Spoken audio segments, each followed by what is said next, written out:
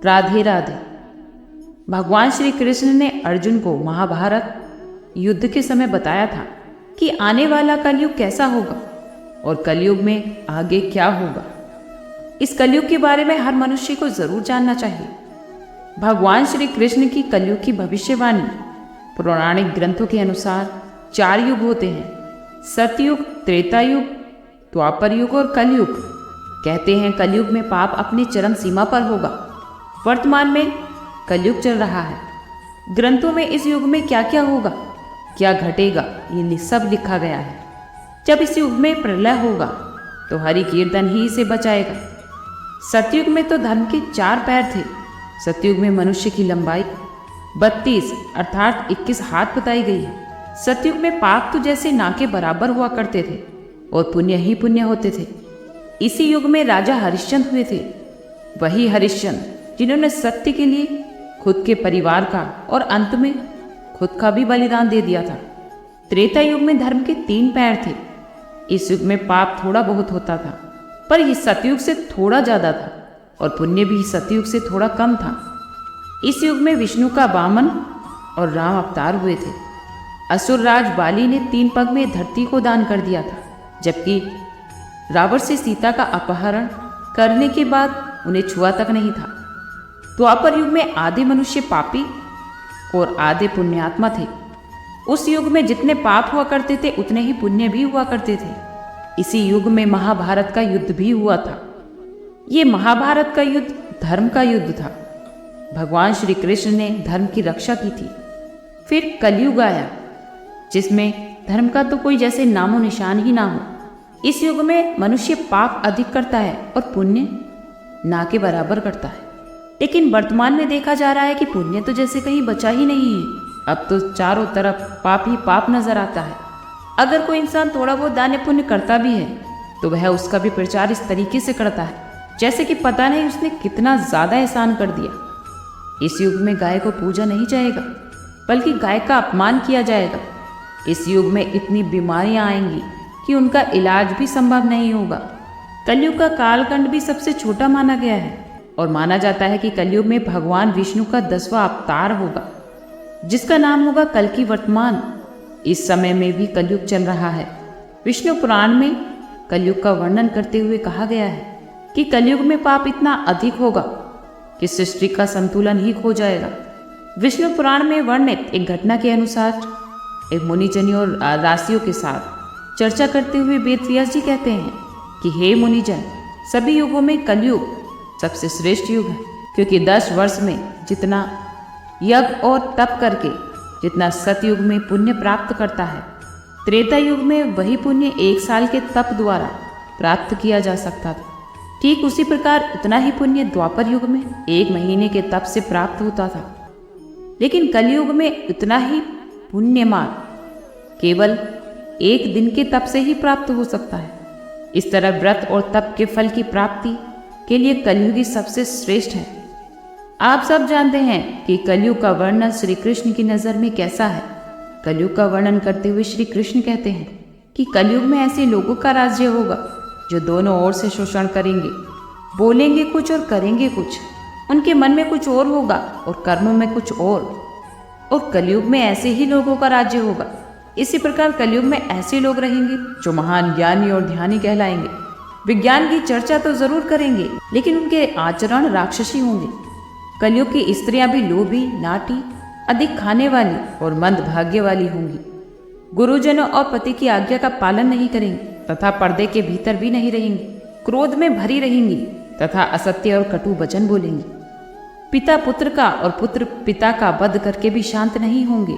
अपनी प्रशंसा के लिए लोग बड़ी बड़ी बातें बनाएंगे किंतु समाज में उनकी निंदा नहीं होगी। लोग अपने आप को ऊपर उठाने के लिए दूसरों को नीचा गिराने की कोशिश करेंगे। हर इंसान लालची हो जाएगा, किसी में भी धैर्य नहीं होगा।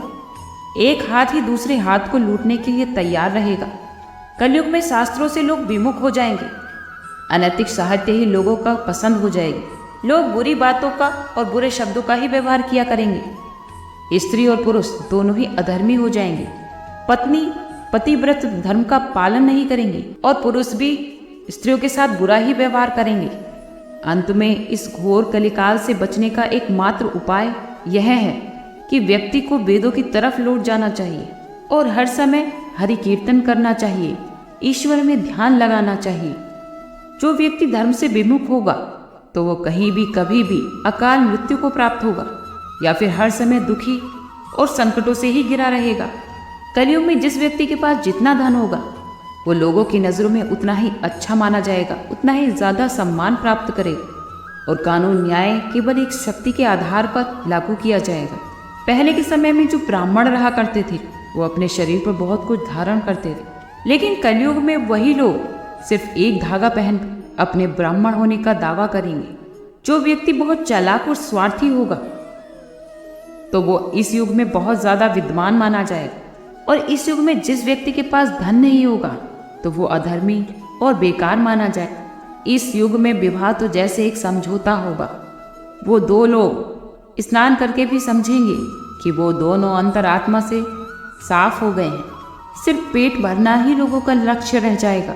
ऐसा माना जाएगा कि मनुष्य की सुंदरता उसके बालों से होगी। ये पूरी पृथ्वी भ्रष्ट लोगों से भर जाएगी और लोग सत्ता हासिल करने के लिए एक दूसरे के को मारेंगे, अपराध करेंगे। अकाल और अत्यधिक भूखमरी द्वारा पत्ते, मीट, मांस, फल फूल और बीज खाने के लिए मजबूर हो जाएंगे। सूखा पड़ेगा। ठंड, हवा, गर्मी, बारिश और बर्फ, ये सब चीज़ें लोगों को परेशान करेंगी। अधिक से अधिक आपदाएं आएंगी। श्री कृष्ण ने कहा था ऐसा होगा कलयुग। सतयुग में शिव, त्रेता में राम, द्वापर में श्री कृष्ण और कलिकाल में भगवान बुद्ध हिंदू धर्म के केंद्र में है। लेकिन श्री कृष्ण भगवान ने धर्म को भूत, वर्तमान और भविष्य का धर्म बताया गया है। श्री कृष्ण का तो पूरा जीवन ही जैसे शिक्षा देने वाला है। महाभारत और गीता इस विश्व की अनुपम कीर्ति है। महाभारत केवल हिंदुओं का नहीं, समस्त मानव जाति का ग्रंथ है। इससे हर मनुष्य को एक अच्छी शिक्षा और अच्छा मार्ग मिल सकता है। इस संसार के प्रत्येक व्यक्ति को इसे पढ़ना चाहिए, इसे सुनना चाहिए। महाभारत में जीवन से जुड़ा ऐसा कोई विषय नहीं है जिसका वर्णन ना किया गया हो और इसमें जीवन की कोई समस्या का समाधान ना हो। महाभारत में देश, धर्म, न्याय, राजनीति, समाज, योग, युद्ध, परिवार, ज्ञान, विज्ञान, अध्यात्म, तकनीकी आदि सभी समस्त विषयों का वर्णन मिलेगा। महाभारत की एक कहानी से आज का मानव बहुत कुछ सीख ले सकता है। ये बात उस वक्त की है जब पांचों पांडवों को वनवास हो गया था। वनवास जाने से पूर्व पांडवों ने भगवान श्री कृष्ण से कहा कि श्री कृष्ण, ये द्वापर का अंत काल चल रहा है, आप हमें बताइए कि आने वाले कलयुग में कि कलयुग की चाल गति क्या होगी, कैसी होगी। तब श्री कृष्ण कहते हैं कि तुम पांचों भाई वन में जाओ और जो कुछ भी दिखे वो सब आकर मुझे बताओ, फिर मैं तुम्हें उसका प्रभाव बताऊंगा। ये सुनकर पांचों भाई वन में चले गए। वन में उन्होंने जो देखा उसको देखकर वो आश्चर्यचकित रह गए। आखिर उन्होंने वन में ऐसा क्या देखा था और श्री कृष्ण ने क्या जवाब दिया, ये तो एक रोचक बात है, इसे पूरा जरूर सुनना। जब पांचों पांडव वन में रहने लगे तब वो पांचों भाई अलग अलग दिशा में वन के भ्रमण को निकले। युधिष्ठिर भ्रमण पर थे तो उन्होंने एक जगह पर देखा कि किसी हाथी की 2 सूंडें हैं। ये देखकर तो युधिष्ठिर के आश्चर्य का ठिकाना ही नहीं रहा। और अर्जुन दूसरी दिशा पर भ्रमण पर थे। जब वो कुछ दूर जंगल में गए तो उन्होंने देखा, उसे देखकर वो भी आश्चर्यचकित हो गए। उन्होंने देखा कि कोई पक्षी है, उनके पंखों पर वेद की बातें लिखी हुई हैं, लेकिन वो पक्षी मुर्दे का मांस खा रहा है। दोनों भाइयों की तरह भीम भी भ्रमण पर थे, लेकिन जब भीम ने भी देखा तो वो भी आश्चर्यचकित था। उन्होंने देखा कि गाय ने बछड़े को जन्म दिया है। जन्म के बाद उस बछड़े को इतनी चोट लगी कि बछड़ा लहू लुहान हो रहा है। सहदेव जब भ्रमण पर थे तो उन्होंने चौथा आश्चर्य देखा कि 6 कुएं हैं और आसपास कुओं में पानी है, लेकिन बीच का कुआं खाली है। बीच का कुआं गहरा भी है, लेकिन फिर भी उसमें पानी नहीं है। उन्हें ये देखकर आश्चर्य हुआ कि ऐसा कैसे हो सकता है। उधर नकुल भी भ्रमण पर थे। तब उन्होंने भी एक आश्चर्यजनक घटना देखी। उन्होंने देखा कि एक पहाड़ पर से एक बड़ी सी शिला गिरती हुई आती है और कितने ही वृक्षों से टकराकर उन्हें नीचे गिराते हुए आगे चली जाती है। बड़े बड़े विशालकाय वृक्ष भी उसे शिला को रोक ना सके। उसके बाद वो शिला कितनी ही अन्य शिलाओं के साथ भी टकराई, फिर भी वो रुकी नहीं। अंत में एक छोटे से पौधे का स्पर्श होते हुए वह स्थिर हो गई। तब पांचों भाइयों ने अपने देखे गए दृश्य की चर्चा की और शाम को श्री कृष्ण को अपने अनुभव सुनाए। सबसे पहले युधिष्ठिर ने कहा कि मैंने तो पहली बार 2 सूंडों वाला हाथी देखा, ये मेरे लिए बहुत आश्चर्यजनक था। तब श्री कृष्ण ने कहा कि हे धर्मराज सुनो, कलयुग में ऐसे लोगों का राज्य होगा जो दोनों तरफ से शोषण करेंगे, बोलेंगे कुछ और करेंगे कुछ और। इसके बाद जब अर्जुन ने कहा कि मैंने जो देखा वो तो इससे भी ज्यादा आश्चर्य था, तब अर्जुन ने कहा कि मैंने जो देखा वो तो इससे भी ज्यादा आश्चर्यचकित था। मैंने देखा कि एक पक्षी के पंखों पर वेद की रचनाएं लिखी हैं और वो पक्षी मुर्दे का मांस खा रहा है। तब श्री कृष्ण उनसे कहते हैं कि इसी प्रकार कलयुग में ऐसे लोग रहेंगे जो ज्ञानी और ध्यानी तो कहलाएंगे, वो ज्ञान की चर्चा भी करेंगे लेकिन उनके आचरण राक्षसी होंगे। वो पंडित तो कहलाएंगे लेकिन वो हमेशा यही सोचेंगे कि कौन सा मनुष्य मरे और हमारे नाम से संपत्ति कर जाए, चाहे लोग पर कितना भी धन क्यों ना हो, लेकिन वो दूसरों के पद और धन पर ही नजर रखेंगे। उसके बाद भीम ने फिर अपना अनुभव सुनाया। भीम ने कहा कि मैंने देखा गाय अपने बछड़े को इतनी हानि पहुंचाई कि बछड़ा लहूलुहान हो गया। तब श्री कृष्ण कहते हैं कि कलयुग का मनुष्य शिशुपाल हो जाए। कलयुग में माँ बालकों से ममता के कारण इतना मोह करे कि उन्हें अपने विकास का अवसर ही नहीं मिलेगा। घर बर्बाद हो जाएंगे। किसी का बेटा घर छोड़कर साधु बनेगा तो हजारों दर्शन करने जाएंगे, लेकिन जब अपना बेटा साधु बनेगा तो रोएंगे कि हमारे बेटे का क्या होगा। इतनी मोह माया होगी कि उसे अपने मोह में ही बांध कर रखेंगे और उसका सारा जीवन वही समाप्त हो जाएगा। भीम के बाद फिर सहदेव ने पूछा कि मैंने जो देखा उसका क्या मतलब है। मैंने देखा कि 5-7 कुएं में बीच में एक कुआं जो बहुत गहरा था लेकिन फिर भी वो पानी से खाली था, जबकि ऐसा कैसे संभव हो सकता है। तब श्री कृष्ण कहते हैं कि कलयुग में लोग अपने बच्चों के विवाह में छोटे बड़े उत्सवों में लाखों रुपए खर्च करेंगे, लेकिन आसपास में यदि कोई भूखा प्यासा होगा तो ये नहीं देखेंगे कि उसका पेट भरा है या नहीं, उनका अपना ही सगा क्यों ना भूख से मर जाए और वो देखते रहेंगे। दूसरी ओर मौज, मंदिरा, मांस, सुंदरता, इन सब में पैसे लगा देंगे, किंतु 2 आंसू पोंछने में उनकी किस रुचि ना होगी। कहने का मतलब है कि कलयुग में अन्न के भंडार तो होंगे लेकिन फिर भी लोग भूख से मरेंगे।